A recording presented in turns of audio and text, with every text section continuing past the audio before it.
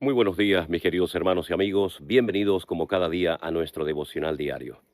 Hoy quiero compartir con ustedes unos versículos hermosos que se encuentran en Primera de Pedro, capítulo 2, los versículos 9 y 10. La palabra del Señor nos dice lo siguiente: Mas vosotros sois linaje escogido, real sacerdocio, nación santa, pueblo adquirido por Dios, para que anunciéis las virtudes de aquel que os llamó de las tinieblas a su luz admirable. Vosotros que en otro tiempo no erais pueblo, pero que ahora sois pueblo de Dios, que en otro tiempo no habíais alcanzado misericordia, pero ahora habéis alcanzado misericordia. El apóstol Pedro les está escribiendo a hermanos que han tenido que salir huyendo debido a unas terribles persecuciones que estaban experimentando. Huyeron prácticamente con lo opuesto, con las manos vacías, pero con la salvación de Cristo en sus corazones. Qué alegría tan grande tuvieron que llevarse estos hermanos cuando recibieron estas cartas del apóstol Pedro, y una de las cosas que les dice es lo que hemos leído en esta mañana, en este día. Ustedes antes no erais pueblo de Dios, no habíais experimentado la misericordia, el amor, el favor de Dios, pero ahora sois pueblo de Dios. Ahora sabéis lo que significa ser perdonado por Cristo, haber experimentado en carne propia la misericordia de Dios. Y ahora que habéis salido de las tinieblas a su luz admirable, tenéis un mensaje que compartir, el mensaje del Evangelio. Saben, mis queridos hermanos y amigos, en cierto sentido, ese también es nuestro testimonio. Nosotros tenemos un antes y un después de Cristo. Un antes sin Cristo, sin esperanza, sin salvación, probablemente con religión, con mitos, con leyendas, con tradiciones, con costumbres, pero sin Cristo. Pero ahora en Cristo Jesús tenemos paz, gozo, salvación, esperanza, vida eterna y un sinfín de privilegios que nos llevarían horas, días, semanas y meses compartir con todos ustedes. Mi pregunta es, ¿usted ya tiene esa salvación en su corazón? ¿O tiene seguramente tal vez una religión heredada de sus antepasados que nunca se ha preocupado en investigar, en indagar a la luz de la Biblia, de las Sagradas Escrituras, si realmente lo que le enseñaron, lo que ha creído durante años, lo que ha practicado es bíblico o tal vez nos aleja de la palabra de Dios? Ahora tenemos esperanza, tenemos vida eterna, no porque hayamos obtenido nuestra salvación por nuestras buenas obras o nuestras buenas acciones, sino por los méritos de Cristo. Recordemos siempre esto, por los méritos de Cristo, por la obra de Cristo en la cruz del Calvario, ocupando nuestro lugar, derramando su bendita y preciosa sangre y resucitando al tercer día. Esto no lo puede enseñar otra religión, no lo puede enseñar ninguna secta, porque Cristo no vino a este mundo a traernos religión, vino a darnos la posibilidad de volver a reconciliarnos con el Padre por medio de Él. Y ahora esta relación, nosotros somos los responsables de mantenerla viva todos los días de nuestra vida.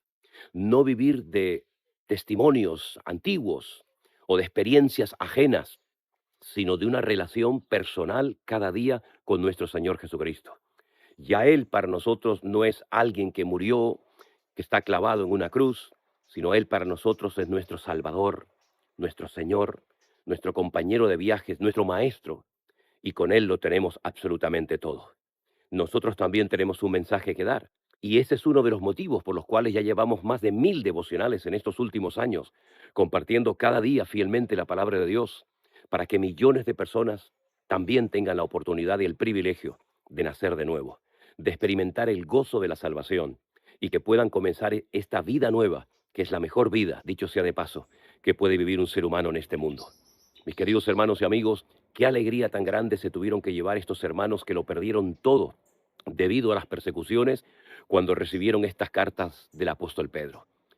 Ellos que lo habían perdido todo, que habían dejado sus casas, sus bienes materiales, seguramente habían perdido algún ser querido, algún hermano de la congregación. Ahora cuando recibían estas cartas era algo que les traía esperanza, les traía una fortaleza tremenda a sus vidas y a su fe. Nosotros cada día cuando nos acercamos al Señor, no solamente por medio de la oración, sino también leemos en la palabra las vidas cambiadas, los milagros, las parábolas, etcétera, se nos llena el corazón de gozo, de alegría, de gratitud, porque vemos que Dios ha sido tremendamente bueno y misericordioso con todos y con cada uno de nosotros. Por eso no nos podemos callar. Por eso, aquí estamos y seguiremos estando con la gracia y con la fortaleza del Señor cada día para anunciar las virtudes de aquel que nos llamó de las tinieblas a su luz admirable. Recuerden que una vida sin Cristo es una vida en tinieblas. Recuerden que una vida sin Cristo no tiene sentido. Y recuerden que una vida sin Cristo no merece la pena vivirla. Pero nosotros ahora tenemos esperanza, tenemos vida eterna, pero no queremos guardar herméticamente todas estas bendiciones en nuestros corazones, sino queremos compartirla con miles, con millones de personas, para que también ellos y ellas puedan experimentar el gozo de la salvación.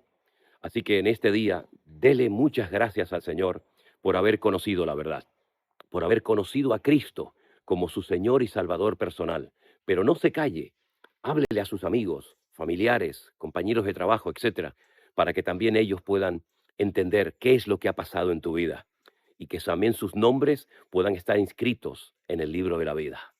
Oramos en este día al Señor, presentando no solamente este día, sino este fin de semana que tenemos por delante y todas las actividades que Dios mediante tenemos también por delante en nuestra agenda. Que Dios nos dirija, nos fortalezca, que nos guarde de todo peligro y de todo mal y podamos vivir vidas cristianas poderosas, victoriosas y bendecidas, que eso es lo que Dios quiere para todos y cada uno de sus hijos. Padre Celestial, gracias por el privilegio de comenzar un nuevo día con tu bendición. No hay palabras, Señor, para agradecerte lo que tú eres para nosotros. Señor, ayúdanos y abre nuestras bocas para que podamos ser luz y sal en este mundo perdido y que te conozcan a ti, el único camino, la única verdad y la única vida. Ponemos nuestra vida en tus manos y te damos gracias por todo en el nombre de Jesús. Amén y amén. Hermanos queridos, gracias por acompañarnos cada día.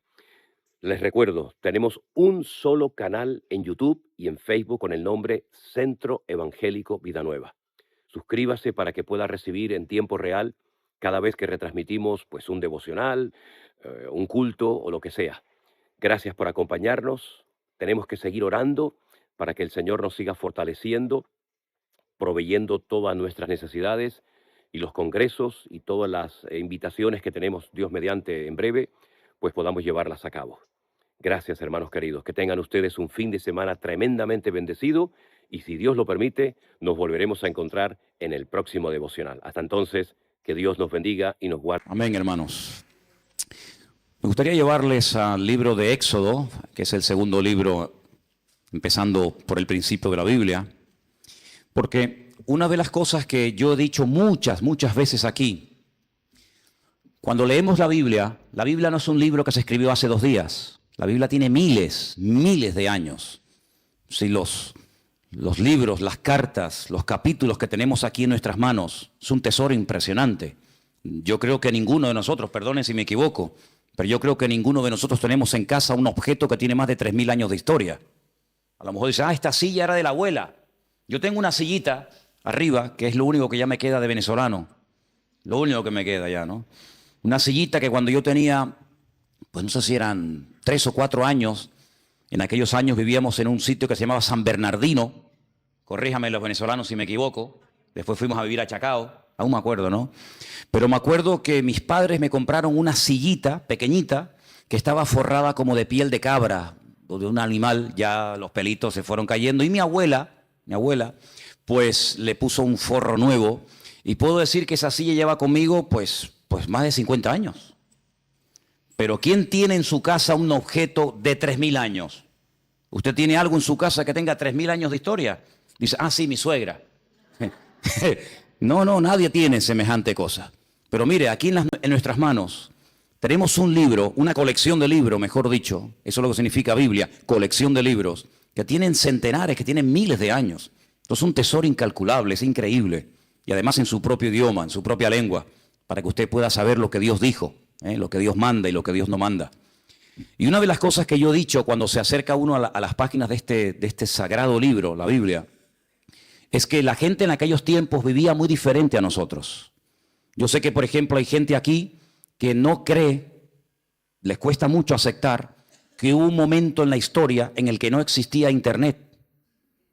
Algunos dicen, no, créame, hay un momento en la historia en el que Internet no existía. Tú ponías Google y no existía Google. Tú dices, pero ¿cómo se podía vivir sin Google? Y sin WhatsApp, a algunos le quitan el WhatsApp hoy en día y vamos, se transforma, le da un ataque, algo le pasa, ¿no? Pues hubo una época en la que se vivía sin televisión en color. Y usted dice, ¿cómo era la televisión? ¿En blanco y negro? Y cuando vino la televisión en color, aquello fue una fiesta increíble, ¿se acuerdan? Vivimos durante muchos años sin móviles, sin celulares, como algunos los llaman. He dicho en varias ocasiones que cuando hace muchos años vimos a un señor en las Ramblas con una caja así de grande, que era la batería, y descolgaba el teléfono, nos quedamos así mirando, diciendo, ¿y este de dónde salió? Entonces, los tiempos han cambiado de una forma tremenda, pero tremenda, tremenda. Y en los tiempos de la Biblia, la gente no vivía afanada por llegar a fin de mes, sino la gente vivía pensando en cómo terminar ese día. Se vivía el día a día.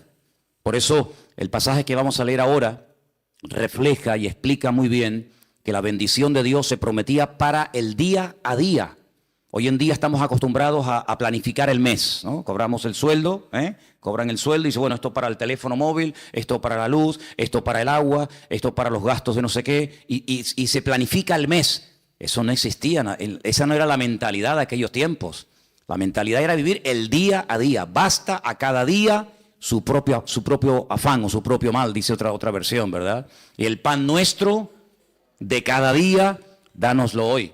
La famosa parábola de los labradores, cuando van a trabajar a la viña, ¿qué se les pagó? El día de trabajo. Entonces, cuando la gente terminaba el día y decía, hoy he comido, hoy he usado ropa y hoy voy a dormir bajo techo, gloria a Dios. Mañana, como se decía, Dios dirá. Mañana Dios dirá. Pero ¿quién vive hoy en día al día? Nadie. La gente enseguida planifica. Y la gente hace planes, y bueno, el verano que viene me voy a ir de vacaciones a tal sitio, o dentro de 3 meses, y por eso están las agendas, y por eso hay tantas historias. Pero en la Biblia no era así. En la Biblia era vivir el día a día, desde que salía el sol hasta que se ocultaba el sol, y ya está. Y hay un pasaje en el Antiguo Testamento, en el libro de Éxodo, capítulo 16, que voy a leer unos versículos para que vean qué interesante esta historia. Y dice, viendo los hijos de Israel, se preguntaron unos a otros, ¿y esto qué es? Ustedes saben la palabra maná, ¿no? Maná. La palabra maná en hebreo significa, ¿qué es esto? Maná. Majú, ¿qué es esto? Y por eso la palabra maná, que uno dice, bueno, ¿y qué significa? Significa literalmente, ¿qué es esto? Pues dice aquí, cuando vieron aquello, dijeron, ¿qué es esto? Porque no sabían qué es lo que era. Entonces Moisés le dijo, este es el pan que el Señor os da para que coman.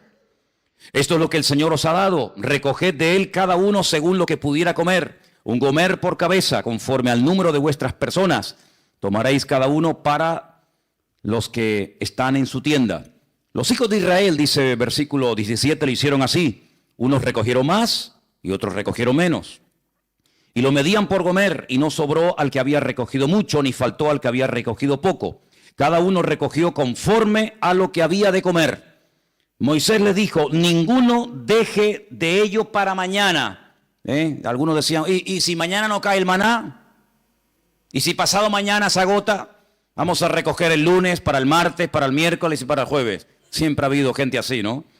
Pero el Señor le dijo, no, ellos no obedecieron a Moisés. Algunos dejaron de ello para otro día y crió gusanos y hedió. Y se enojó Moisés contra ellos. Era una falta de fe. Creer que al día siguiente el Señor no iba a derramar su fidelidad era una falta de fe. Hoy ha caído el maná, sí, mañana otra vez y pasado otra vez, no se preocupen.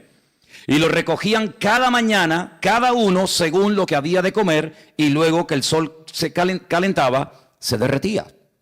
No sé si han visto seguramente en alguna feria, en algún lugar por ahí, esa gente que tiene como si fuera un caldero y van haciendo una cosa así y crean como ese algodón. ¿Lo habéis visto? Ese algodón de azúcar que cuando lo coges con la mano te empegosta todo.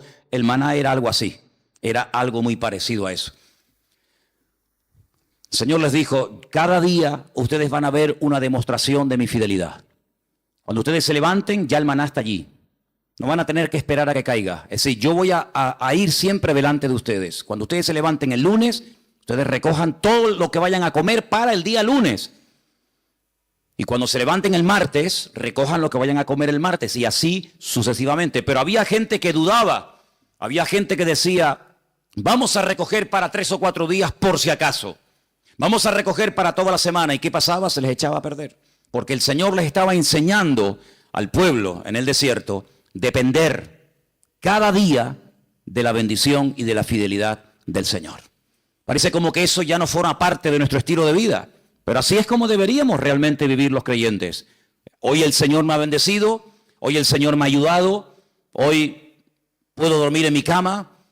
Hemos comido, fíjate tú, hemos desayunado, almorzado, otros han merendado antes de venir al culto, otros antes de irse se ponen allí en el mostrador también a picotear, luego llegan a casa, vuelven a comer. Hermanos, Dios es fiel.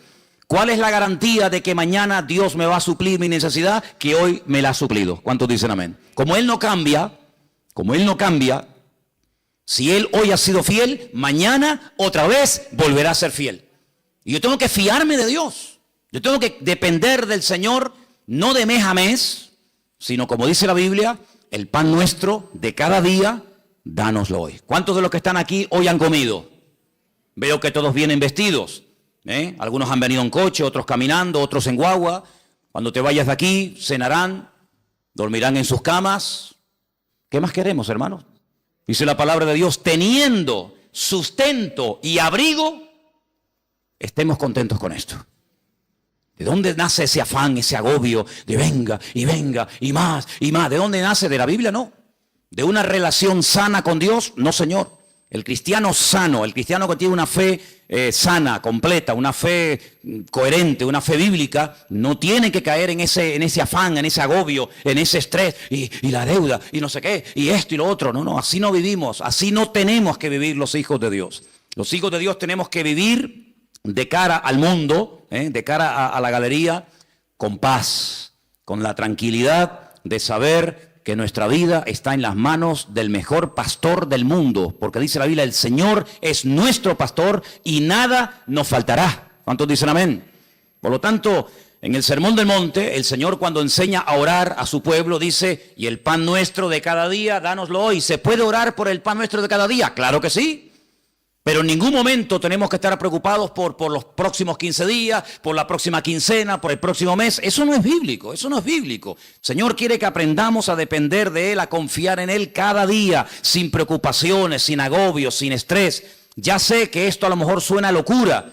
Ya sé que la gente de la calle, la gente que no tiene a Dios, pues no viven así. Pero es que usted no tiene que imitar al mundo, usted tiene que imitar al Señor Jesucristo y obedecer su palabra. Hay un texto muy interesante que yo lo he leído muchas veces, de hecho no quiero exagerar, pero casi a diario lo leo, y se encuentra en Deuteronomio. Es un pasaje buenísimo, buenísimo, que de vez en cuando pienso yo que deberíamos de leer. Está en Deuteronomio capítulo 8,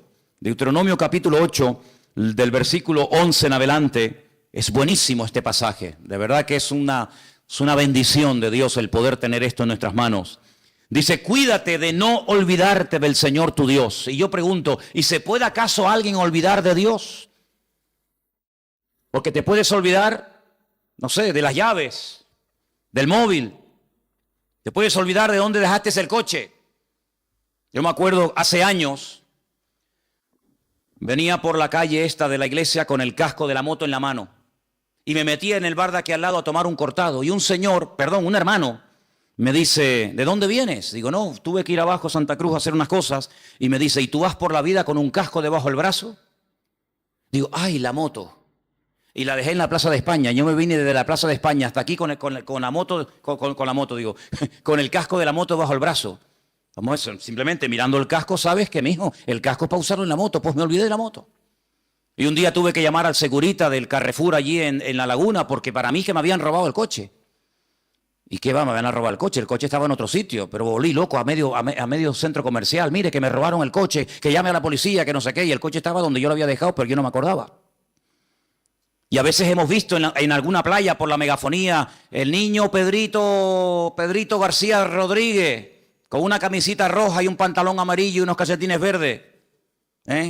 Se ha perdido, por favor. Pero perder a Dios, olvidarse de Dios. ¿Cómo se puede una persona, cómo se puede olvidar un joven, cómo se puede olvidar una familia de Dios? Pues hermanos, parece mentira, pero hay gente que incluso llegaron a servir a Dios y se olvidaron completamente de Él.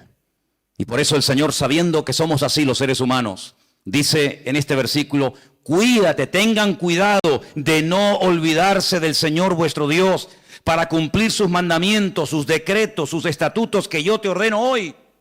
Versículo 12. No suceda que comas y te sacies y edifiques buenas casas en las que habites, y tus vacas y tus ovejas se aumenten, y la plata y el oro se te multipliquen, y todo lo que tuvieres se aumente, y se enorgullezca tu corazón, y te olvides del Señor tu Dios, que te sacó de la tierra de Egipto, de la casa de servidumbre, que te hizo caminar por un desierto grande y espantoso, lleno de serpientes ardientes y de escorpiones y de sed, donde no había agua, y Él te sacó agua de la roca del pedernal, que te sustentó con maná en el desierto, comida que tus padres no habían conocido, afligiéndote y probándote para a la postre hacerte bien. Y digas en tu corazón: mi poder y mi fuerza, la fuerza de mi mano, me han traído esta riqueza. Dice aquí: acuérdate del Señor tu Dios, porque Él es el que te da el poder para hacer las riquezas. ¿Cuántos dicen amén? Esa es mentira, ¿no? Gente que ha prosperado, gente que le ha ido bien en la vida, que en fin, que han aumentado sus negocios, su patrimonio, etcétera, y se les suba a la cabeza el éxito y digan: no, es que yo tengo todo esto por mi fuerza, por mi sabiduría, por mi poder. Usted dice: no, a mí eso no me puede pasar. No lo digas, porque como lo diga, a veces al final te va a terminar pasando. El hombre es así, hermanos. El hombre, mientras depende del Señor, se mantiene humilde, se mantiene sometido al Señor, pero como parece que a veces la riqueza o la abundancia se le vuelve en su contra, pueden incluso llegar a olvidarse del Señor, del Creador. Dice: el que te sacó de Egipto, el que cuando eras un esclavo y nadie daba un duro por ti, yo te compré y te saqué de la tierra de esclavitud y te conduje por el desierto y te di agua y te di maná y te di todo lo que necesitaba. Y ahora que llegas a la tierra prometida, te olvidas de mí. Porque crees que ha sido tu sabiduría, tu fuerza, tu experiencia en la vida la que te ha llevado de la nada a la cumbre, y te equivocas. Ten mucho cuidado y guarda tu corazón, dice la Biblia. Porque soy yo el que te da la sabiduría, soy yo el que te da el poder para hacer las riquezas. Y cuando el Señor le da a uno sabiduría para hacer negocios, y cuando el Señor le da sabiduría para hacer algo, aunque te salga bien el negocio, lo que has comprado, lo que has hecho, no te olvides siempre de darle la gloria y la honra al Señor. ¿Cuántos dicen amén? Así que tengamos cuidado, ¿verdad? Porque son más los que se han perdido, los que se han enfriado y se han apartado de los caminos del Señor en la abundancia que en la escasez. Parece mentira, pero así ha ocurrido muchísimas veces, ¿no? Así que estamos viendo a la luz de la palabra de Dios cómo hay que depender cada día de Él. Ahora, vivimos en un mundo, como dije la semana pasada, rodeado de mentiras y de mentirosos. Esa es la cruda realidad.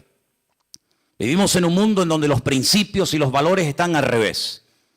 Dice la Escritura que llegaría un momento en la historia de la humanidad, y yo creo que ya hemos llegado, en el que a lo malo te lo presentarían como lo bueno. Y lo que es bueno y decente de toda la vida, te lo presentarían como algo malo. Y uno dice: pero ¿cómo puede ser eso? ¿Cómo puede ser que la decencia, la fidelidad, el ser honesto, el vivir la verdad, el ser sincero esté mal visto y parece que le vaya mejor al ladrón, al sinvergüenza, al que roba, al que miente, al que engaña? ¿Cómo puede ser eso? ¿Cómo puede ser que personas por no pagar a lo mejor una pequeña cantidad le embarguen lo que tienen, y personas que han robado millones se estén pegando la gran vida y salgan en televisión y viajen por aquí y compren por allá? ¿Cómo puede ser eso? Bueno, son los últimos tiempos. Tiempos en los que a lo dulce lo presentarían como salado y a lo salado como dulce, dice la Biblia. Ahora, hay dos versículos que aparentemente son contradictorios, y curiosamente, tanto uno como otro los escribió la misma persona. Por ejemplo, hay un versículo que todo cristiano, yo creo, no, da igual a la iglesia que asista o a la denominación a la que pertenezca, yo creo que hay un versículo que todos los cristianos se lo saben de memoria. Y si no, vamos a comprobarlo. Juan 3:16. ¿Qué dice? Díganlo fuerte. Uy, no. A ver si me vais a dejar en... Que esto lo están viendo miles de personas ahora mismo en el mundo entero, ¿eh?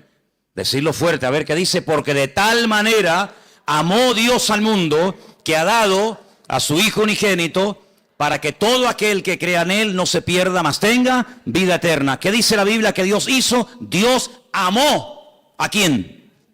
Al mundo. Dígalo fuerte. Dios amó al mundo. Otra vez, Dios amó al mundo. Ahora explíqueme esto. No améis al mundo ni las cosas que están en el mundo. ¿En qué quedamos? Juan 3:16 dice, Dios amó al mundo. Y primera de Juan capítulo 2, verso 15 dice, no améis al mundo ni las cosas que están en el mundo. ¿Cómo es que la Biblia dice que Dios amó al mundo y a mí se me prohíbe amar al mundo? Hay que explicarlo, porque en la Biblia no hay contradicciones. Hay gente que dice, es que la Biblia es un libro lleno de contradicciones. Y yo le digo, cuando usted me muestre una, nos sentamos y hablamos. La Biblia no tiene contradicciones. El problema es que muchas veces no se puede terminar de traducir exactamente, porque nosotros tenemos una sola palabra para la palabra mundo. Como para la palabra amor, tenemos una sola palabra. No hay 4 o 5 palabras para amor. Amor hay una sola palabra, no hay más. En griego hay 3 o 4 palabras y en hebreo ni le cuento. Y en griego, incluso en hebreo, para la palabra tierra, planeta, mundo, etcétera, hay un montón de palabras y depende a lo que se esté dirigiendo el autor, pues emplea un término o emplea otra, pero en español nada más tenemos una sola palabra, ¿verdad? Cuando estamos leyendo Juan 3:16, dice que de tal manera, de tal magnitud, con tal fuerza, amó Dios al mundo. Ahí está haciendo referencia a la raza humana, al hombre, a la humanidad. De tal manera Dios amó al hombre, a la raza humana, a los hombres, a las mujeres, a los blancos, a los negros, a los ricos, a los pobres, a los africanos, asiáticos, norteamericanos, latinos. De tal manera amó Dios a esa gente que dio a su Hijo unigénito al mundo, para que lo amaran y lo respetaran y creyeran en Él. Pero cuando vamos a primera de Juan y encontramos otra vez la misma palabra, la palabra mundo, es la palabra cosmos. Y la palabra cosmos nos habla acerca de un estilo de vida, de unos principios, de unos valores que no son los nuestros. No son los nuestros. ¿Usted no ha oído alguna vez la expresión de decir, mira, di una mentira de estas piadosas? De hecho, incluso hasta cuando éramos católicos, se nos decía que había 2 tipos de pecados. Bueno, se nos decía, no, se siguen diciendo. Pecados mortales y pecados veniales, ¿sí o no? Amigo. Es decir, que hay pecados que son graves delante de Dios y pecados que, bueno, que Dios hace la vista gorda, no pasa nada. Una mentirijilla de vez en cuando para salir del paso, ¿sí o no? Eso se nos ha enseñado toda la vida. Cuando vamos a la palabra nos encontramos que hay un sistema, un estilo, una filosofía de vida que es totalmente opuesta a nuestro estilo de vida. ¿Por qué? Porque en el mundo, cuando 2 o 3 o 4 hombres se juntan en un bar, en un negocio, donde sea, y comienzan a hablar, ¿de qué suelen hablar? De mujeres. Y presumen de las veces que han engañado a sus esposas. Y presumen de que tuvieron relaciones con esta y con aquella y con la otra y con mengano. Sin embargo, eso en el círculo cristiano se nos tendría que caer la cara de vergüenza y darnos vergüenza de haber hecho eso. Son puntos de referencia completamente diferentes.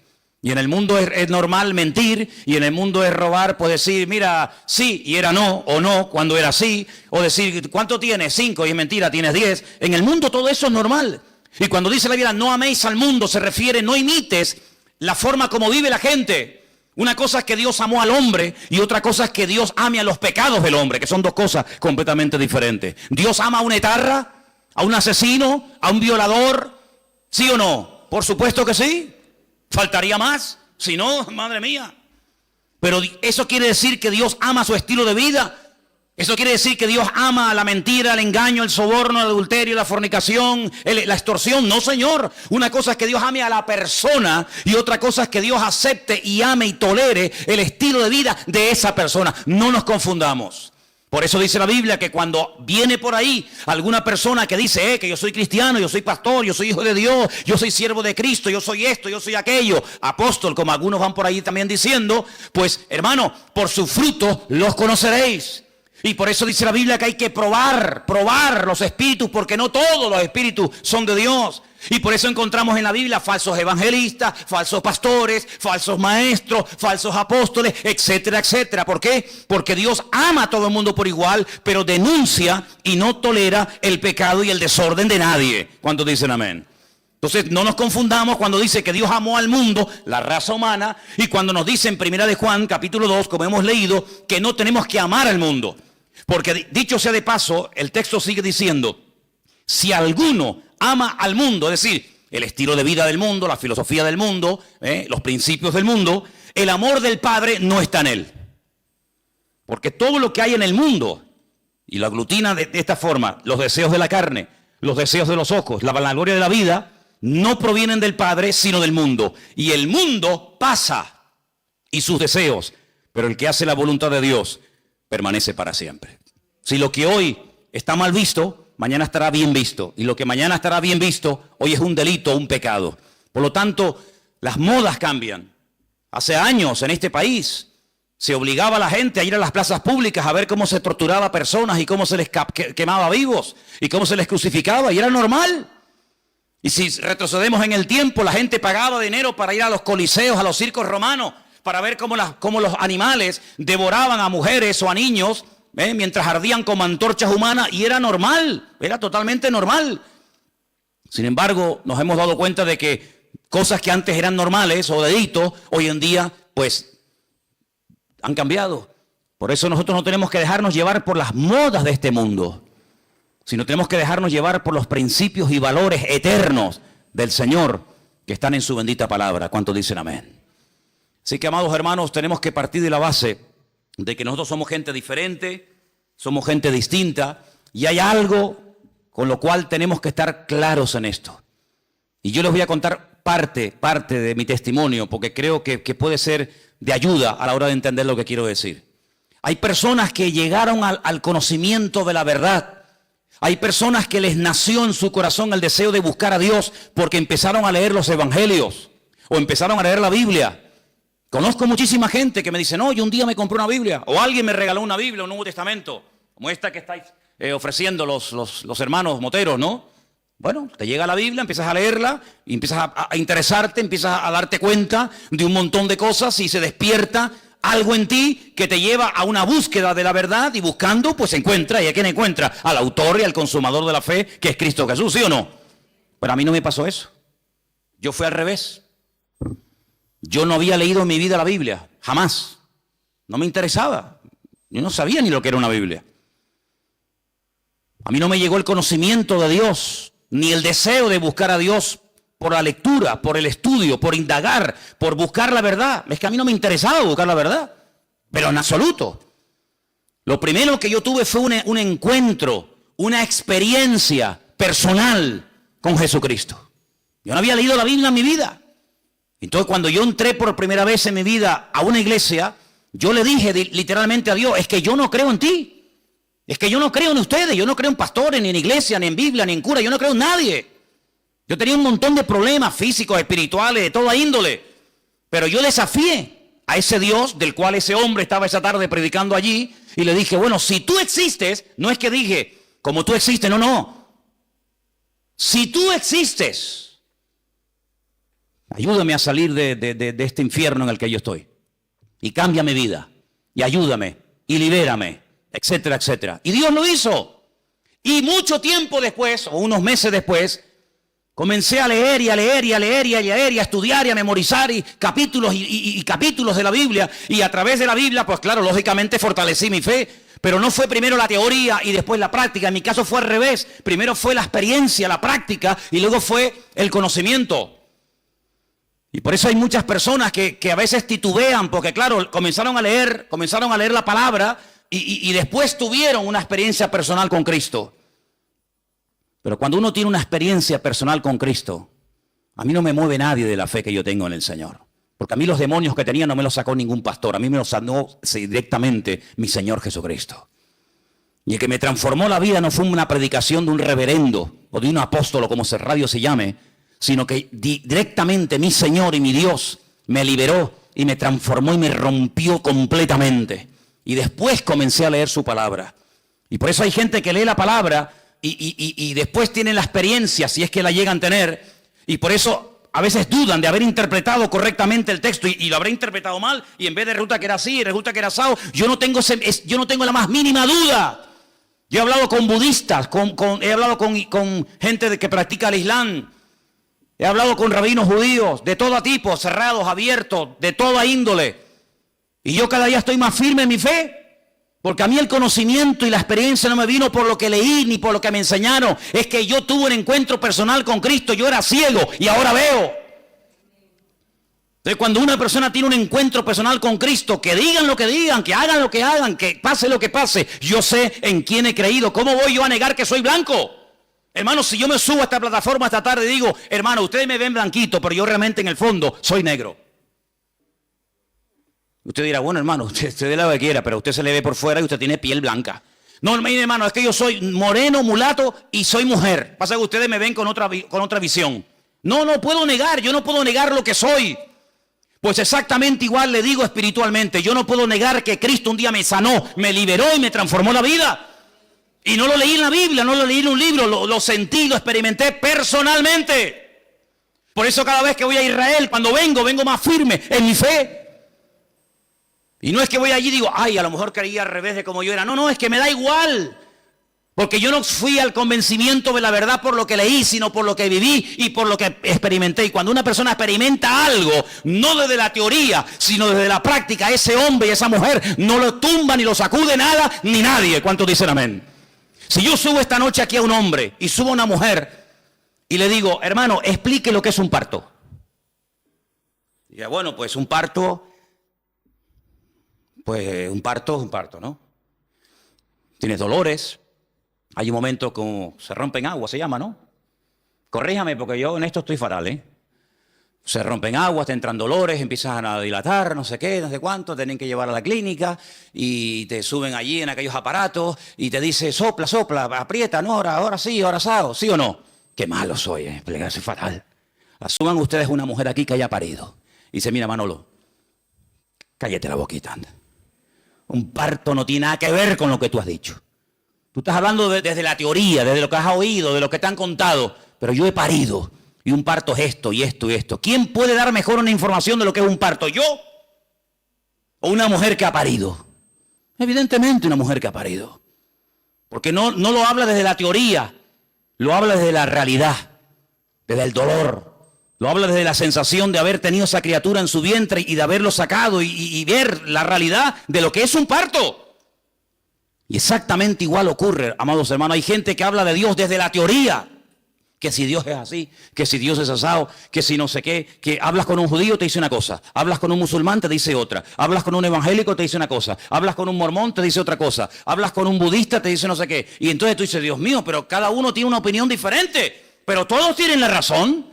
No puede ser que los musulmanes digan que Dios no tiene un hijo y que los cristianos digan que Dios sí tiene un hijo. ¿Quién tiene la razón? ¿El musulmán o Dios? O el cristiano.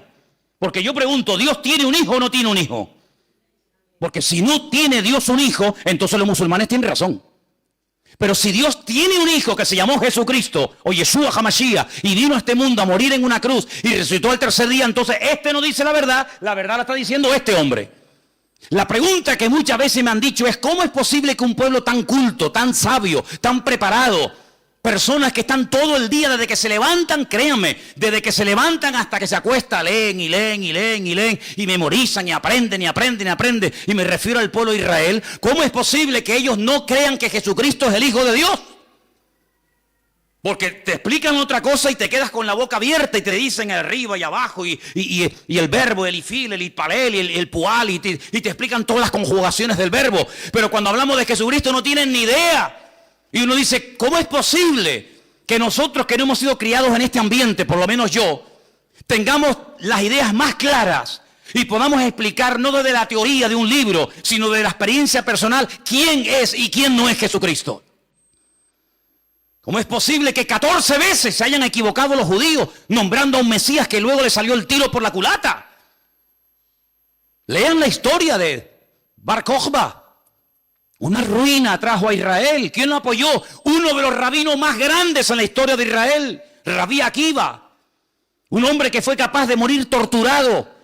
Dice que mientras lo quemaban los romanos en el 100 y pico después de Cristo, con pinzas le arrancaron la piel y todos los trocitos de piel que le quedaban con un cepillo de púas se la arrancaron.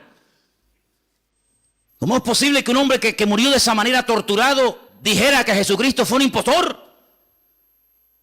Y después tuvieron a otro llamado Sibitai, Y ese fue una ruina total porque la mayoría de los judíos del mundo entero lo reconocieron como el Mesías. Y al final, cuando lo apresaron los turcos, cuando lo prendieron los musulmanes, le dijeron: o claudicas de esto o te matamos. Y se convirtió al Islam y todavía ni se han recuperado. ¿Y cómo es posible que hace unos años en todas las calles de Israel, en los taxis, en las guaguas, en los colegios, en la radio, en la televisión, por todas partes había pancartas: que viene el Mesías, que viene el Mesías, que viene el Mesías, el viejito Lubavitch, un viejito así chiquitito, ese es el Mesías? Y resulta que se murió y todo el mundo dice: uy, ¿ahora? Y ahora eso que le estaban esperando y lo habían proclamado como el Mesías, dice: no se preocupen, de un momento a otro resucita y viene y está entre nosotros otra vez. Y yo digo: Dios mío, ¿cómo es posible que esa gente tan culta y repito, tan sabia y que profundiza tanto la Escritura se hayan equivocado tantas veces? No una, ni dos, ni tres, ni cuatro, muchas veces proclamando a falsos mesías. Bueno, es que eso está escrito. Eso no es producto de la casualidad. Es que eso ya lo profetizó el Señor en el libro de Isaías capítulo 29. Y quiero leértelo para que veas, es algo impresionante. Que lo que les ha ocurrido estaba escrito, estaba profetizado y no nos tiene que sorprender. Y dice en Isaías capítulo 29 a partir del versículo 10: ceguera e hipocresía de Israel. Fíjate qué curioso el capítulo, ¿no? Yo sé que los nombres de los capítulos no son, digamos, inspirados, originales, pero solamente se le llama a este capítulo la ceguera espiritual de Israel. Y mira lo que dice aquí. Porque esto se escribió antes del nacimiento de Cristo, no se escribió en el Nuevo Testamento. Ah, claro, eso lo escribió Pablo, lógico. Es normal que Pablo o Pedro o Juan o Santiago o Mateo digan eso. No. Esto lo escribió Isaías antes del nacimiento de Cristo. Cómo él proféticamente recibe la revelación de cómo iba a actuar esa gente. Y dice así: porque el Señor derramó sobre vosotros espíritu de sueño. Esto es un judío hablándole al pueblo de Israel. Dios derramó sobre vosotros espíritu de sueño y cerró los ojos de vuestros profetas y puso velo sobre las cabezas de vuestros videntes. Ah, ahora entiendo. Ahora entendemos, claro. Y os será toda visión como palabras de libro sellado. Por eso leen y leen y leen y leen y memorizan y aprenden y no entienden. El cual si dijere al que sabe leer y le dijeren: lee ahora esto, él dirá: no puedo, porque está sellado. Y si se le diera el libro al que no sabe leer, le dicen: lee ahora esto, y él dice: es que no sé leer. Dice pues el Señor, escucha bien la explicación de Dios, estas son las palabras de Dios al pueblo de Israel: porque este pueblo se acerca a mí con su boca y con sus labios me honra, pero su corazón está lejos de mí. Y su temor de mí no es que un mandamiento de hombres, como dice otra versión más cercana al original, un mandamiento enseñado y aprendido de memoria, que les ha sido enseñado. Por tanto, he aquí que nuevamente excitaré yo la admiración de este pueblo con un prodigio grande y espantoso, porque perecerá la sabiduría de sus sabios y se desvanecerá la inteligencia de sus entendidos. Ahora puedes ver cómo un niño en la escuela dominical, un domingo a la tarde, es capaz de ver en Juan capítulo 1 cómo el verbo, que en un principio era Dios, se hace hombre, se humana, se encarna y habita entre nosotros y vemos su gloria y no tiene ningún problema en aceptar eso. Y después te encuentras a un hombre que lleva 70, 80 años de su vida leyendo 16 horas por día la Biblia, por la mañana hasta por la noche, y es incapaz de ver a Cristo en las Escrituras. ¿Por qué? Porque el profeta Isaías dijo: en los últimos tiempos derramaré un espíritu de ceguera en vuestros videntes, en vuestros profetas, en vuestros sabios, de tal manera que van a leer y dice como que no lo puedo leer porque no lo entiendo. Es como si estuviera sellado. Increíble, increíble. Ya sabemos que en los últimos tiempos el Señor tratará de una forma especial, pero lo importante es que todos y cada uno de nosotros valoremos el hecho de haber podido entender el Evangelio. Porque haber entendido el mensaje, el propósito por el cual Cristo vino a este mundo nos ha cambiado la vida, ¿sí o no? Cuando una persona encuentra la verdad, yo no tengo que buscar nada más. Créanme, yo no tengo una insatisfacción diciendo: oye, estaré en la verdad, me habré equivocado, me habrá engañado esta gente. Y a veces resulta que yo he creído en esta iglesia evangélica y ahora resulta que estoy en la mentira, me he metido en una secta, me están comiendo el coco. A veces resulta que en vez de este camino era el otro. Ay, madre mía. Es que yo sé en quién he creído. Yo no me convertí a la iglesia evangélica. Yo no soy representante de la iglesia evangélica. Yo soy embajador de Cristo y Cristo fue el que cambió mi vida. Y me reúno aquí porque con ustedes me siento a gusto y porque creo que todos tenemos una experiencia en común. Pero si así no fuera, probablemente me buscaría otro lugar donde poder congregarme, pero no porque me haya convertido a una iglesia llamada iglesia evangélica. Yo no me he convertido a nadie, ni he cambiado de religión. Yo he pasado de muerte a vida, porque Cristo ha perdonado todos mis pecados y de ahí no me muevo ni a palo. ¿Cuántos dicen amén? Y por eso tenemos que tener bien claro, ahora que se nos está yendo el año, ahora que estamos llegando a la recta final, ¿estás hoy más firme en tu fe que el 1 de enero? ¿Estás hoy más firme, más bien anclada en las cosas del Señor que hace 4 o 5 meses atrás? Espero que sí. ¿Cuántos dicen amén? Quiero leerles un versículo en esta tarde.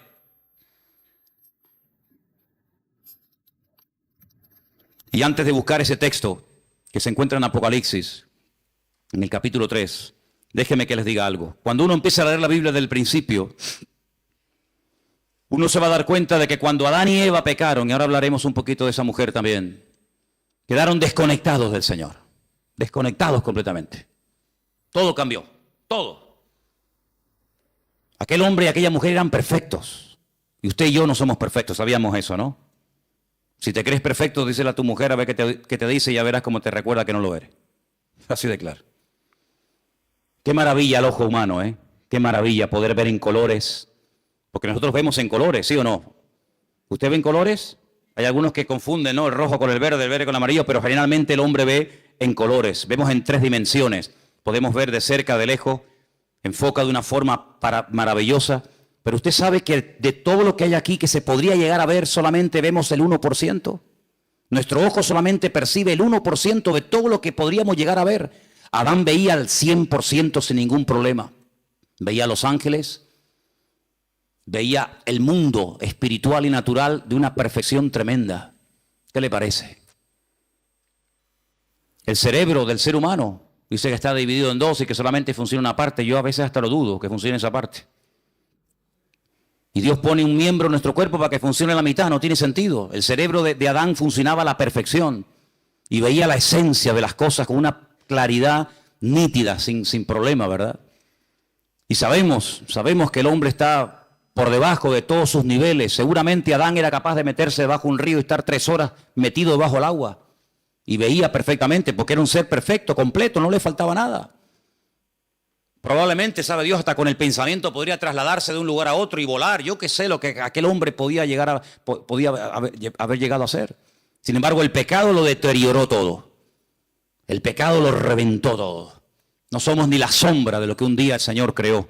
El mundo era perfecto, el mundo que tenemos no es perfecto. Vayan a Madrid ahora, van a ver esa capa, esa nube negra encima, ¿verdad? El otro día las imágenes de Pekín, los pobres chinos con máscara, allí ahogándose, asfixiándose.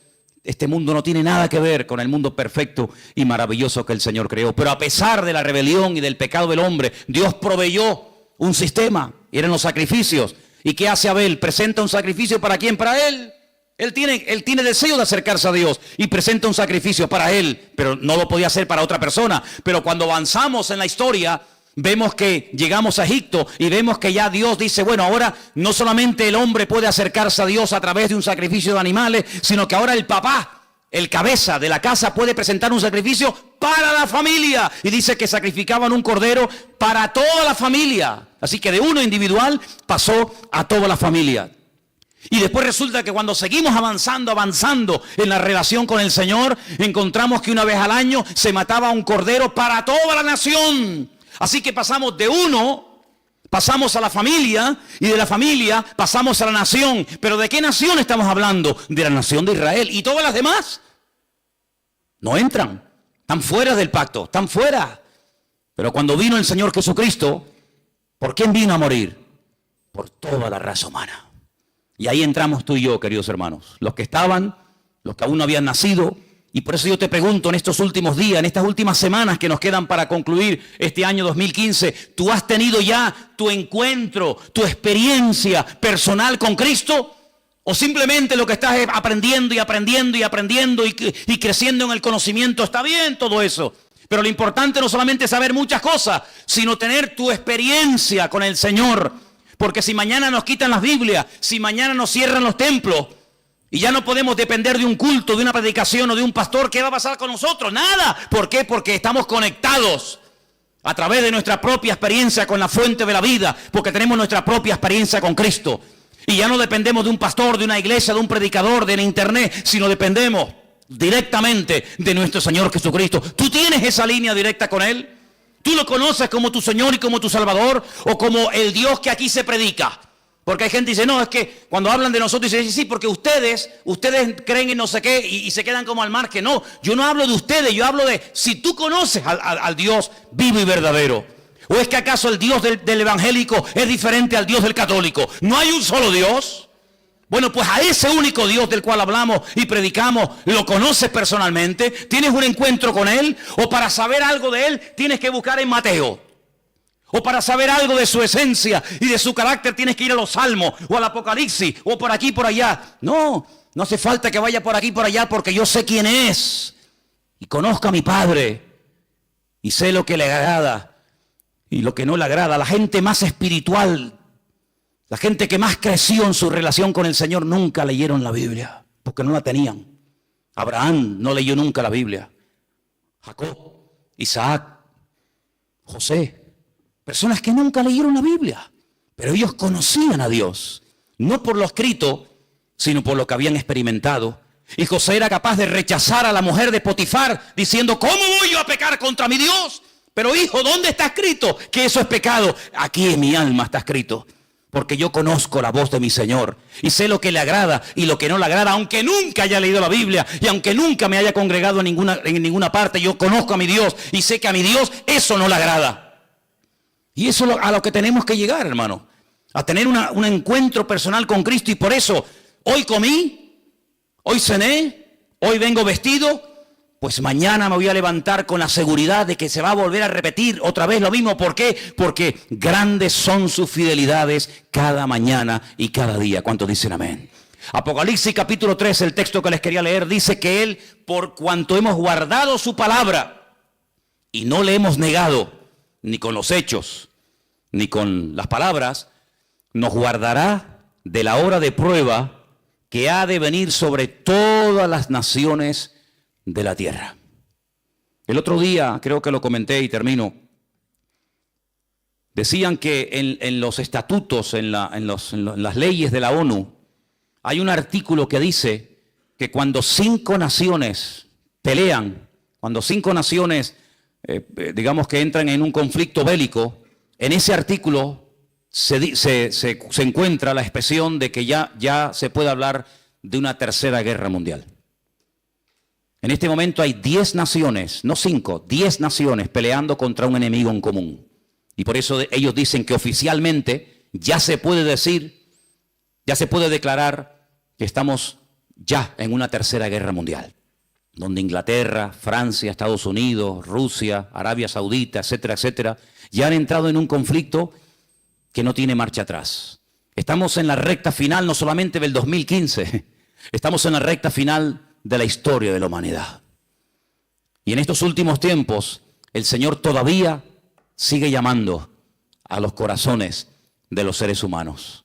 En estos últimos tiempos todavía el Señor tiene interés por ti y por mí. Yo no sé qué ha visto en nosotros, pero Dios no va a parar hasta que tú le entregues tu vida y hasta que tú le entregues tu corazón al Señor. Y yo doy gracias a Dios de que Él se ha empeñado en salvarme, de que Él se ha empeñado, está empecinado en transformar mi vida. Claro, uno siempre se escuda, ¿no? No, es que yo soy no sé qué, es que no. Mira, solamente sé una cosa. Da igual dónde hayas nacido, da igual la religión que hayas practicado, tal vez ninguna. La cruda realidad es que todos delante de Dios estamos desnudos y todos urgentemente le necesitamos. No hay un verdadero cambio. Una persona puede cambiar y estar una temporada buena, pero eso no es lo que yo buscaba. Porque yo también, cuando estaba sin Cristo, también tuve mis buenas temporadas. Fueron las mínimas. Pero aquí lo que queremos no es solamente cambiar, dejar ciertas y determinadas cosas o hábitos o sustancias o me da igual. No. Aquí lo que queremos es cambiar de vida. Y no se puede cambiar de vida, no se puede estar permanentemente sin meter la pata, perdonen la expresión, no se puede estar permanentemente, digamos, viviendo en victoria, en bendición, no se puede, es imposible. Y usted dice, bueno, ¿qué esperanza me está dando este hombre? Humanamente, ninguna. No hay posibilidad de cambiar, solamente a través de Cristo Jesús. ¿Cuántas personas lo han intentado? Curas de sueño, acupuntura, de todo lo que te puedas imaginar. Tarde o temprano vuelven otra vez al mismo rollo.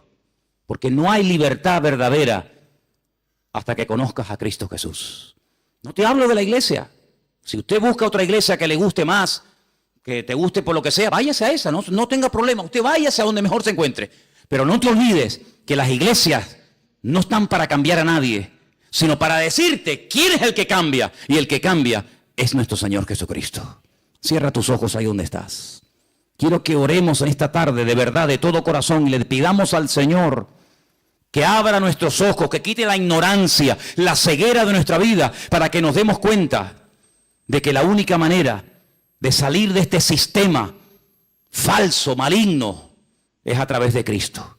Salir de este círculo vicioso, salir de esta rueda que gira y gira y gira y no nos lleva a ninguna parte. La única manera de poder vivir en victoria es a través de Cristo Jesús. Y por eso en esta tarde estamos agradecidos con el Señor, porque Él nos enseña un nuevo estilo de vida basado en la libertad, no en el miedo, en la libertad gloriosa de los hijos de Dios. Ninguna condenación hay para los que están en Cristo Jesús. Y por eso en esta tarde queremos acercarnos al Señor con la fe y con la seguridad de que se puede vivir en paz y en victoria si ponemos nuestra confianza en el día a día, en ese Dios que ha prometido ayudarnos todos los días hasta el fin del mundo. Aleluya. Si en esta tarde hay entre nosotros algún hermano, alguna hermana, alguna persona, algún joven, me da igual, que tal vez por primera vez en su vida, fíjate lo que te digo, por primera vez en su vida dice, pues oye, yo quiero entregarle mi vida al Señor. Yo más que fe y confianza en una religión o en una institución, en quien yo quiero tener mi confianza es en el Señor. Porque uno oye cada cosa de los que se dedican a la religión que te quedas con la boca abierta. Pero yo no te hablo de religión, yo te hablo del Señor. Y a mí quien me sacó los demonios y quien me cambió la vida fue mi Señor. No una iglesia ni un pastor. Y yo te hablo de ese Señor que te ama y te quiere liberar y te quiere bendecir. Si tú le quieres entregar tu vida a Él, ahora es el momento y el lugar idóneo para decir, yo le entrego mi vida a Jesucristo. ¿Hay alguien? ¿Quieres levantar tu mano y oro por ti un momentito? ¿Alguien le quiere entregar su vida al Señor por primera vez? Dios te bendiga. Dios te bendiga, valiente. ¿Alguien más? Alguien más que dice, yo también le quiero entregar al Señor mi vida. Y quiero pedirle, Dios le bendiga. Gloria a Dios. ¿Alguien más?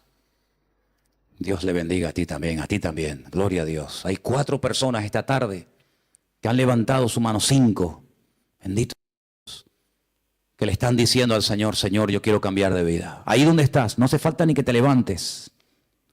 Yo quiero pedirle a toda la iglesia que me ayude en esta oración. Repitan conmigo, Señor Jesús, en esta tarde te damos gracias porque tú nos has amado y diste tu vida por nosotros. Señor, perdona todos nuestros pecados, transforma nuestra vida. Yo quiero cambiar, yo quiero ser libre de toda atadura.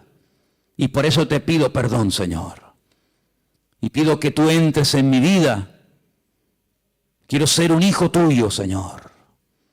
Quiero que me liberes. Quiero que me salves, Señor. Y que me dé fuerzas, Dios mío, dígalo. Que me dé fuerzas, Dios mío, para seguirte todos los días de mi vida. Yo acepto a Jesucristo, dígalo conmigo. Yo acepto a Jesucristo. Yo recibo a Jesucristo como mi Señor y como mi Salvador personal. Quiero tener un encuentro, dígalo. Quiero tener una experiencia personal contigo, mi Señor. Ayúdame a partir de hoy a cambiar, a caminar en victoria con la bendición del Señor. Me rindo a ti, dígalo. Me rindo a Jesucristo.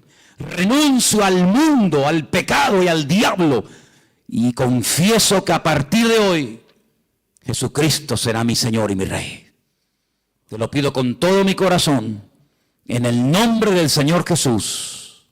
Amén y amén. Fuerte ese aplauso al Señor, aleluya.